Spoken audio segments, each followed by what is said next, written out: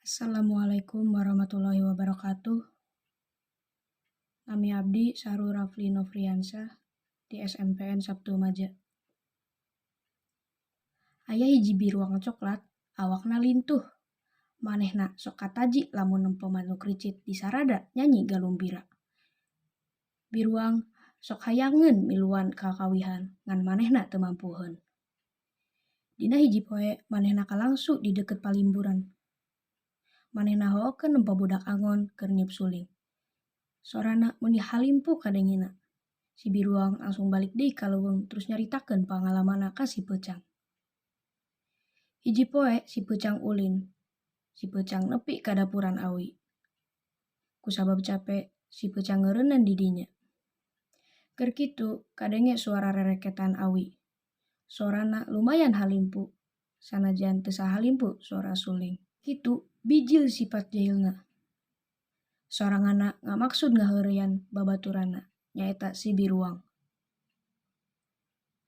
Si peucang langsung neangan si biruang, jeung akhirna katimu di talaga. "Cang, ieu kuring keur ngeueum. Cuacana meuni panas euy." "He biruang," ceuk peucang. "Apanan anjeun resep ngadenge musik?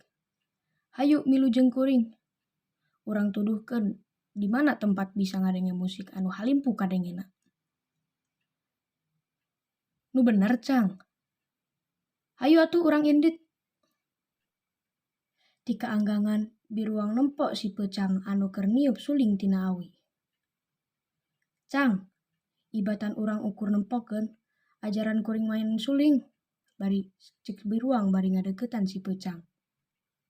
"Heug bae. Sok elalkeun letah anjeun, tapelkeun kanu awi anu panjang ieu," ceuk peucang. Peucang gura-giru ngaheot ngageroan angin. Teu lila ti eta angin datang cukup ngaeundeuk-eundeukkeun tangkal awi. Awi ngareket, nyepet tungtung letah si biruang. Si biruang ngajerit pedah nyerieun.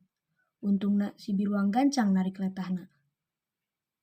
Si biruang sadar bahwa soranganna diheureyan ku si peucang. Ngan si biruang teu ngambek pedah benar suara bambu teh halimpu. Si biruang kuat kasare di dinya saking halimpuna suara bambu.